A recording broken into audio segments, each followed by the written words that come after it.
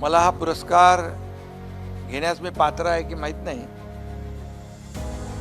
कारण मी कुठलंही काम आतापर्यंत केलं ते कुठल्याही अपेक्षेने कुठलाही पुरस्कार मिळेल म्हणून कधीच केलं नाही. जे केलं ते सर्वसामान्यांच्या हितासाठी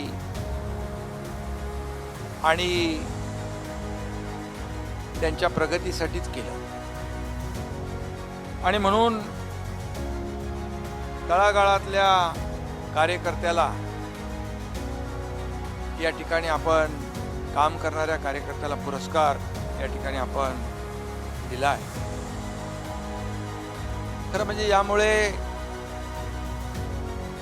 कार्यकर्त्यांना प्रेरणा मिळेल, आणखी ऊर्जा मिळेल, बळ मिळेल आणि समाजामध्ये काम करणारे कार्यकर्ते वाढतील.